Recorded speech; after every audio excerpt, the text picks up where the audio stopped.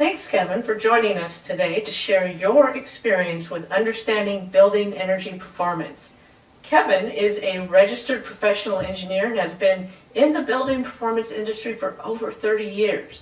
He has extensive experience in performance monitoring, commissioning and HVAC test and balance, and has worked on a wide range of buildings and HVAC system types, and in many commercial market sectors.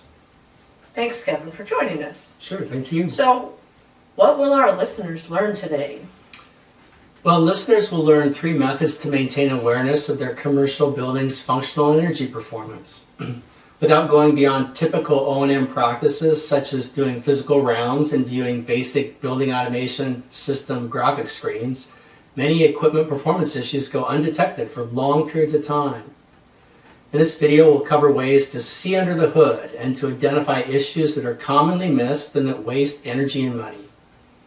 So what methods are you talking about? Well, the 3 methods we'll discuss are 1, using Building Automation System, or BAS, summary screens and trend graphs. 2, reviewing hourly energy data. And 3, using fault detection and diagnostics. Great, so what is the easiest way to do this? Well, of these 3, for buildings with the Building Automation System, an easy and effective way without purchasing additional software or hardware is reviewing BAS summary screens and trend graphs. Setting up and reviewing BAS display screens that summarize real-time parameters from multiple pieces of equipment on a single screen is a quick and easy way to check performance. Here's an example. It's a BAS summary screen showing key parameters for a group of terminal units. Notice how one of the terminal units, and we're looking at the blue column here, is at 56% cooling command, while no other terminal unit is anywhere close to this. When you have a value that's so much different from other ones, other similar parameters, it's a flag and warrants a deeper look. Comparison is the key. If there are multiple similar air handlers in your building, then setting up a single screen of key parameters for each of these air handlers is another great way to quickly identify anomalies and issues that might otherwise go unnoticed.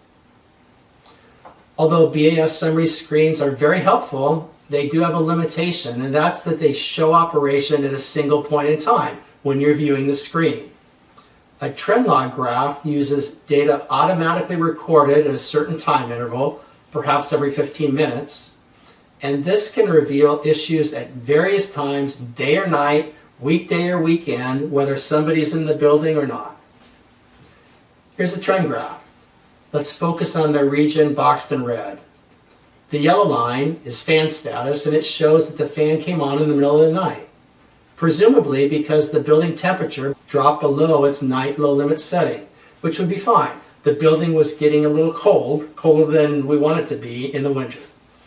When this happens, the economizer or the outside air damper should stay closed so that the cold outside air isn't drawn in. The economizer damper position is shown on this trend graph as the blue line, and it's indicating that the damper was commanded open during this time, allowing cold outside air to be drawn in and wasting energy. So periodically reviewing these trend graphs can bring to light many issues that only happen at certain times or outside conditions. So Kevin, are trend graphs for viewing equipment function or viewing energy? They can be for both, though trend graphs often show non-energy information like temperatures or fan speeds or damper positions. If energy data is fed into the BAS, then reviewing trend graphs of energy is not only possible, but very smart. If energy information isn't available via the BAS, then trend graphs of functional information, like fan speeds and damper positions, provide indirect insight into energy use. Well, what if I don't have energy information available via my building automation system?